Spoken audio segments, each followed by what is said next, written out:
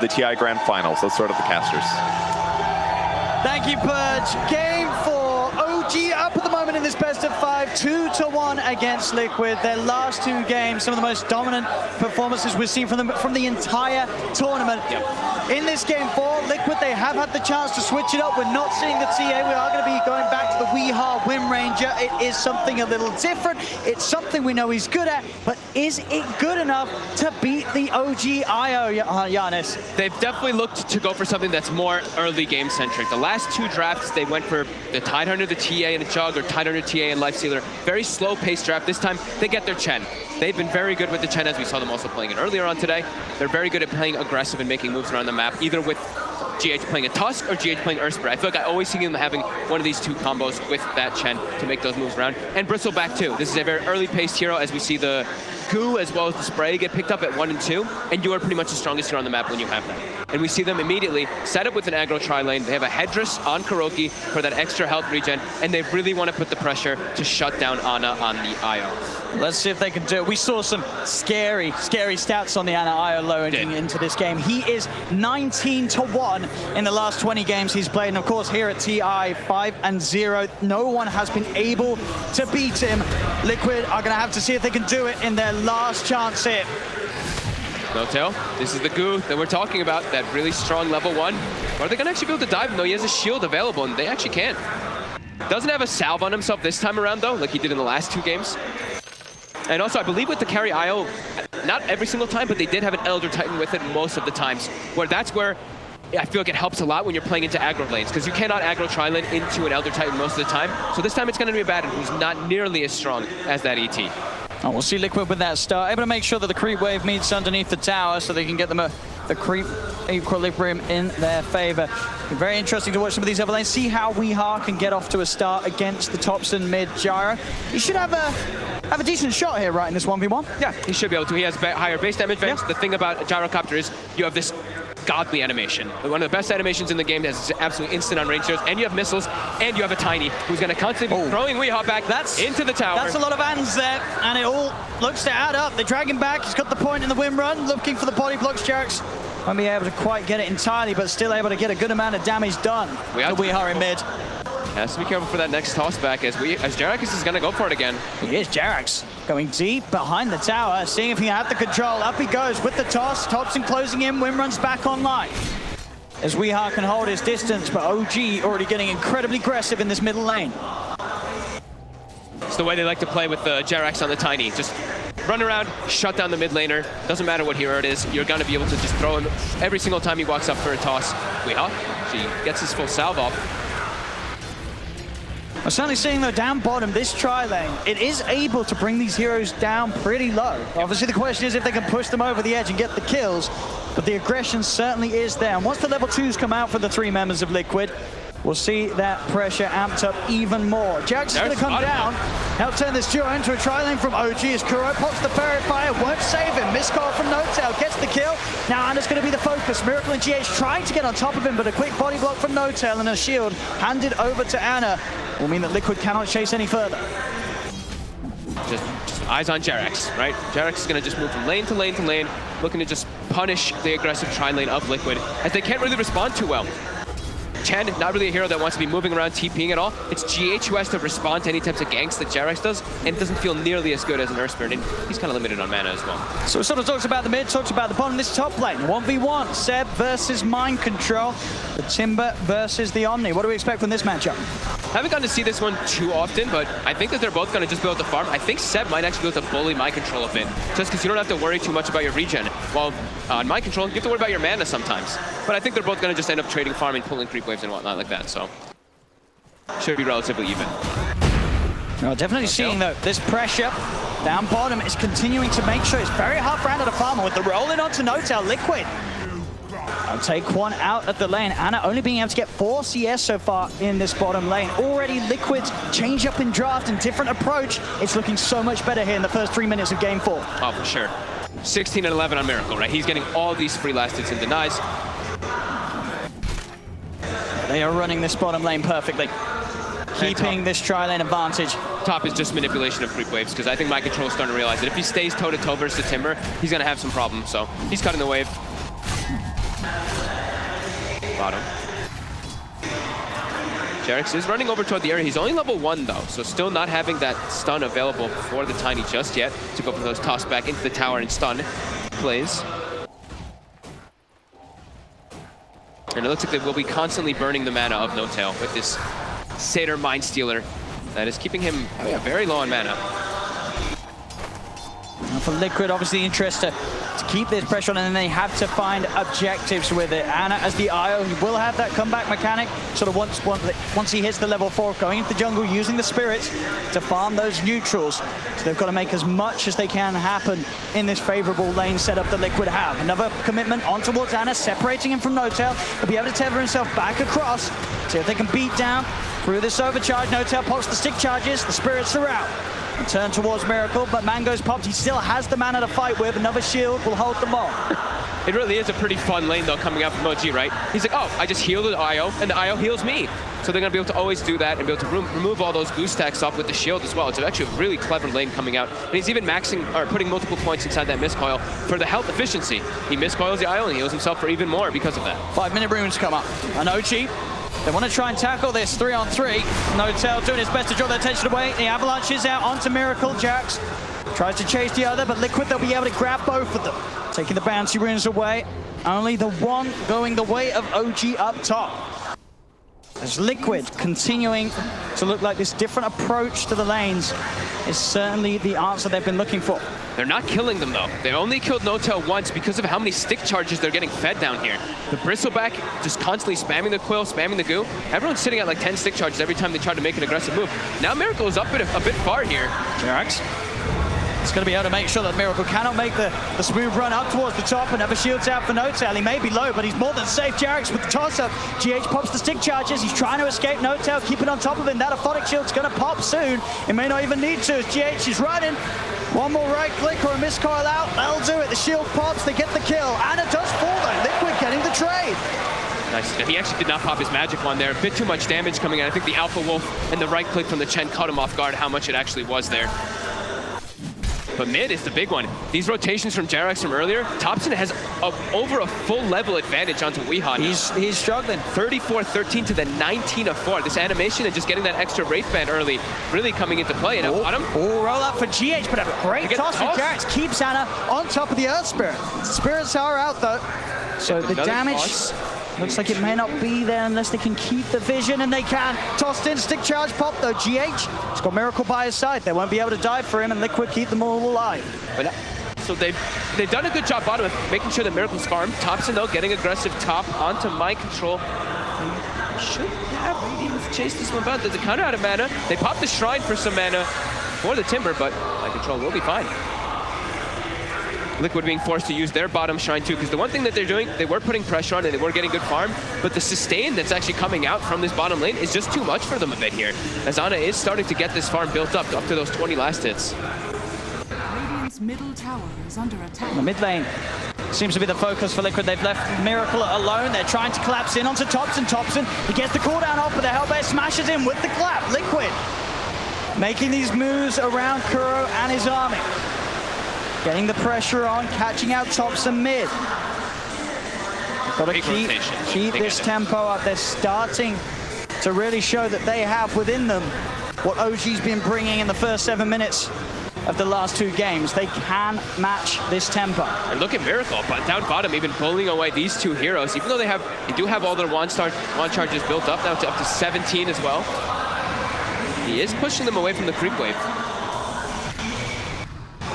That double sustain, though, coming into play. Back to Morris mid. Another collapse here from Liquid as they look to dive in on Jarex. They get the kill.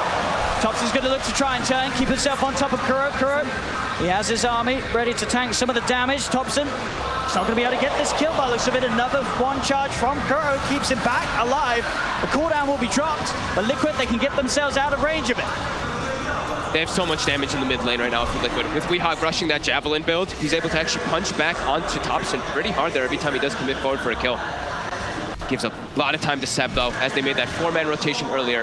Now he's all the way up to level 8. He's got the max reactive armor. Same to be said, though, for Mind Control. We're seeing pretty much a continuation of an even farm between these offlaners. Yep. They're both getting exactly the same amount out of this top half of the map.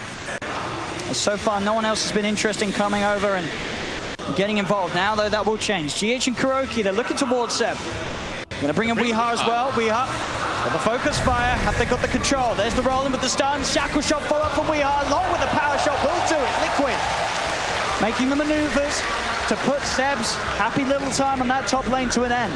Great use of the Divine Favor there from Kuroki to bring Weeha around freely and saving his TP. So he can constantly be able to move around the map if he has to respond to anything else. Very nice aggressive move, and that's the Javelin coming into play. Since it's magical damage, it's 100 bonus magical damage when you use that Focus Fire versus Timber. Who cares if he has 25 reactive armor stacks?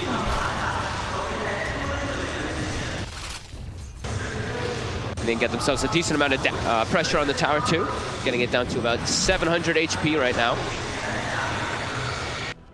Seb's gonna come back in, make sure that tower doesn't fall too early. GH is already moving his way toward top. They don't have another Divine Favor to bring into the Wind Ranger. So I feel like it's a hard kill without that damage that Weeha offers. Feels like an impossible kill without Weeha. The three of them can only sort of sit at the side and watch as Seb farms the wave under the tower. Yeah. See what their intentions are with this move. 10-minute runes are going to come up. See if Liquid can keep a favorable hold of them this time. Mid lane's going to be the focus. TP's coming immediately, and he sheds the shackle off actually before the missile connects. He's able to turn right click into Jerax. He's tanking the tower to Jerax. Lines with the power shot. He's not going to be able to find it though.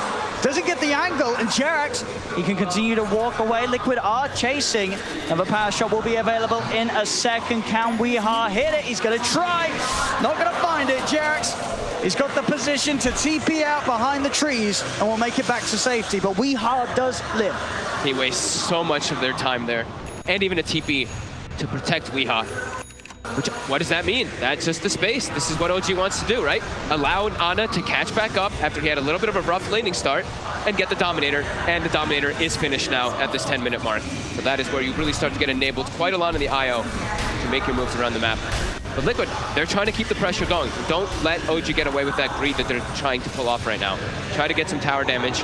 Every single time a tower is going to start getting pressure, though, you'll see this rotation by Seb. He wants to make sure they don't actually get any of these towers too early. He doesn't have many reactive stacks built up just yet, but he will be okay. Mid lane Thompson. You see a dive here from Weeha. Weeha tried to close in for the kill, but he didn't have the damage to bring Thompson down. Thompson was able to just drop the combos. Weeha, he got in close range for that attempt. You got to be careful as well. Ana, he's jungling in the area, so he can just easily tether, hop. I don't know if you guys did the overcharge there, I didn't catch at the end of it, but he can easily tether it and you can get a little bit of extra HP regen that comes into play. Looking for Jerax. Jerax again. And then with the magnetized, TPs will now start to come into play. Thompson's here, Jerax still alive. They're trying their best to hunt him down through the trees. He'll be able to toss back the Hellbait Smasher. Rockets dropped to keep the magnetized going. They'll get the kill on Jerax. See if they can find anything in return. OG Thompson is on top of Kuroki. GH, Weeha joining the gang. They're surrounding Thompson with a Divine Favor, bringing Weeha in. Liquid, they're going to be able to get both of them. Kuroki making these moves across the map, bringing in the team when required. Kuro, he's 3, 1, and 4. Every single one of these 7 kills has been down to Kuro and his map movements. And his aggressive plays. And they're not expecting these recalls. They're not expecting these Divine Favors at all every single time he's been able to set it up. And he's almost got a mech finished up on this Chen so early on. It's going to be a lot of burst heal. And like the draft panel mentioned, you look at Liquid's draft and they're really trying to set the tempo. They're trying to be aggressive, get early towers down with this Chen, with this Bristleback, and try to get an early roast and get that big advantage to take advantage of carry IO. You have to try to take advantage of it somehow. They're waiting there on the high ground. They'll immediately burst through the Aphotic Shield. No-Tail is trying to run. The Smasher's after him. No-Tail's got the backup of Ana. Mind Control's going to head in. Liquid, they're diving on forward. GH will be kept safe by the Heavenly Grace. Kuro may have dove a little too far this time. Will be surrounded. The 4 of them take down Kuro, put an end to his reign across the map. As OG responding in their numbers now in that middle lane, they won't let Liquid get away with this any longer. They still, OG has a very strong way to fight, even in the early game. Even if they do have a greedy IO pick, it's what it provides you, especially when you have a Gyro. Gyro is all about that early fights. Same thing with Tiny. And even Timbersaw, but Seb right now, we know he doesn't really want to show up except for the tower defenses. And he's also going to be matching that Chen, who's going to be an early mech. It's actually going to be a mech Timbersaw since they have IO. So this amount of sustain that could come out from OG pretty soon is going to be pretty hard for Liquid to deal with. As Seb, he actually jumps forward for GH. It goes deep. Weeha's going to turn with the focus fire. Seb, of course, has got the max reactive armor. Thanks to that, Shackle won't latch. Seb, continue to back off. Chains out, back over the river. He's fine. Liquid will try and turn their attention towards Thompson, but with No-Tail by his side, they cannot dive up to the high ground. Seb holding them back. 5 Liquid heroes in the mid lane. Trying to brawl again at the same time as last game. It's 13 minutes in, and there's 9 heroes or 8 heroes positioned around this area. They want to go for no-tail, but he's got ulti. Miracle's going to continue to chase this under the Titu, and they will get it. Seb is trying to turn. The missile is out on Akura. Does Seb have the burst? Not quite. Magnetizes out, and Seb has to retreat. Shackle does latch Liquid. They've got the lockdown. They've got the roll for the kickback. They'll crush him. Liquid. They're diving again. They want top. They've got a bit of a flavor of how OG was playing in these last 2 games, and they're saying we could do it too. Thompson posts the cooldown. They won't go too crazy. They'll let him live. They don't want to dive up towards the tier 3. They know TPs are coming in. They have to make sure they're hitting the tower because the side lanes are being split push. Ana as well as Jerax are actually pressuring these other 2 towers. And they're not even going to get this one here. It's down into deny range. OG might just be able to deny that mid tower if they choose to do so. Liquid with an overzealous dive there, not losing anybody, but the side lanes giving a lot to that Tiny as well as that IO. And we know this the timing. It's all about just waiting for IO to get not only Aghanims, but get that level 15 talent. That's what OG wants. He's diving in. Onto Kuro with the flak as well. Hand of God will not keep Chen alive today. GH will not get TP'd out. Jerax actually TP's in and gets the toss off at the exact timing. And OG's actually not done, as they are still hunting for action. Miracle the focus. Thompson's got a DD. A power shot does come out. Lands on Thompson. Bit too aggressive there, but Thompson will throw down the call down just to clear the Well, the Shackle actually reaches across the trees, but no tail. He's there with the shield. Thompson goes with the TP out. The focus fire, but they have the damage. It's not enough. Thompson save. A spray on the way out. Thompson will escape. Liquid, it's 9-6 in their favor, but the net worth difference, it's pretty much even. As you say, sure, Liquid, they are bringing the aggression, finding the kills, but space is being given to those important members of OG. Yeah, especially Ana. Halfway to that Aghanims already. Level 11 finished up. He's got the Spirits applied slow, so he can fight as soon as he has that Aghanims, of course, with the talent, but the big one is that 15, that extra Spirit hero damage that does come out. But yeah, look at this immediately. Seb now positioned up top. He wants to push the top tower as soon as Liquid is positioned in mid. And Jerax already looking to set up down toward the bottom lane.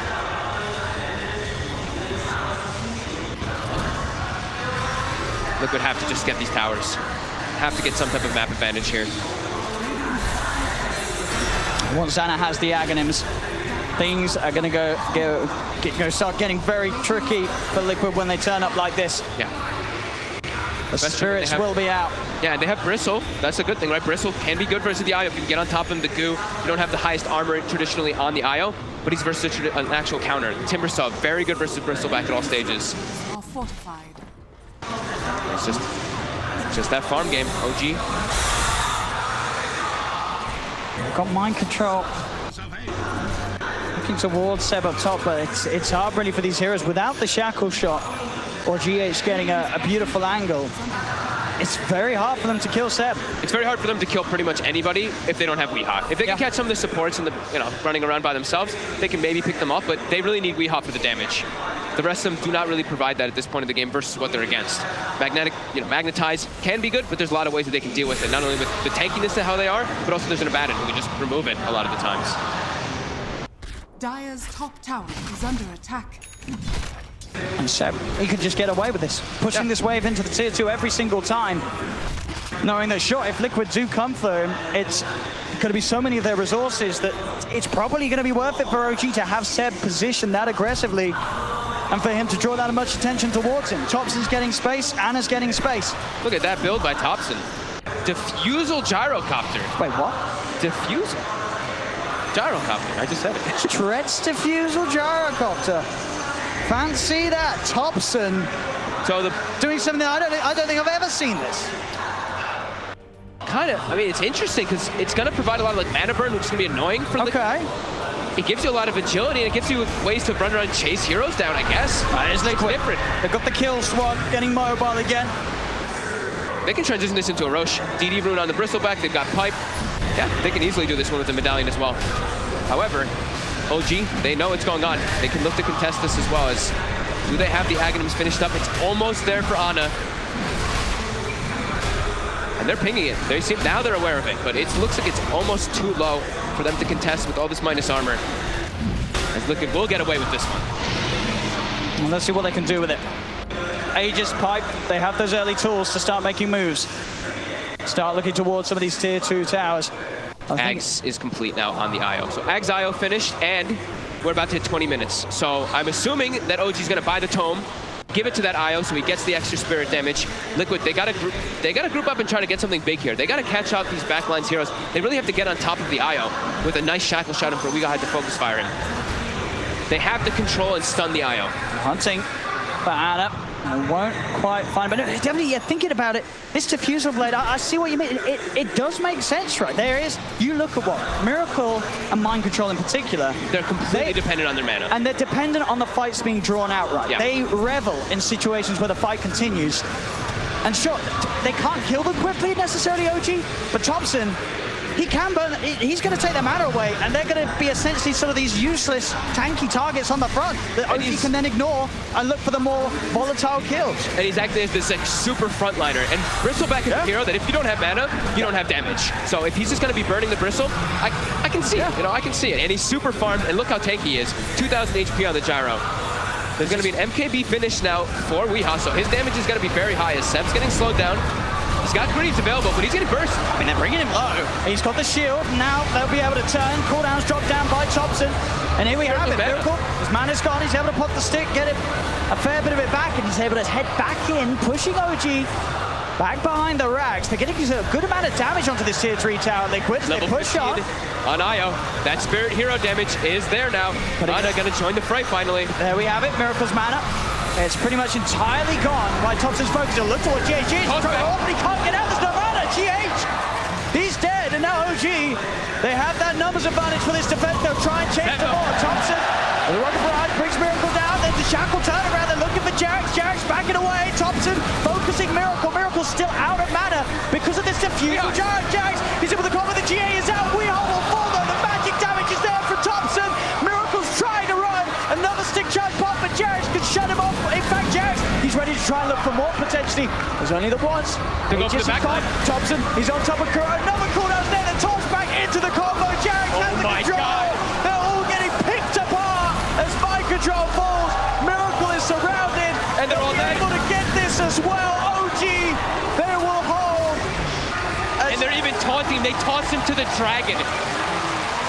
Holy crap. Thompson, the diffusal is absolutely working for all their mana. But I don't think anyone would have expected to see Gyro, the deciding game. The diffusal blade Gyro, it is perfect for this point of the match. He just did an insane amount of damage, front lines the entire time, and then Ana just has free reign to get all that spirit hero damage, and it's back completely the other way, and it feels like the control is just gone for Liquid. What do you do? When your mana's gone, what do you do? Oh my god. OG starting to take over the game completely here. Showing new ways to play the game at this incredibly late moment in the tournament. And now Thompson has an Aghanims as well, so not only is his regular hits going to be proccing that... yeah, he's going to be burning a lot of mana. And they're just moving into the base now, OG. They're pushing in, Flag starts to force, they quit back, they'll focus Miracle. Miracle, he'll get himself out and away, the missile is out, they're trying to put the heals to save him, but Miracle's dead. So much damage. Jarek's is in with the combo, they'll bring down GH. GH has buyback, he'll buy back immediately. Weeha's going to be back up in 5. Fortification is popped, but OG, they're not going away. They're too healthy. They still have Greaves available for Seb as well this whole time. They're pretty, No-Tail's kind of low, but once they pop those Greaves, everyone's going to be topped off. A tier 3's going down, 22 minutes again, and in a match where it looked like Liquid had the pace to maybe bring something different, but we're back to the same place that we were in Game 2 and Game 3. There's no stones for GH. He can't contribute anything. There's no magnetized either. They're just taking this rack. It's gone. They cannot get close to hold this.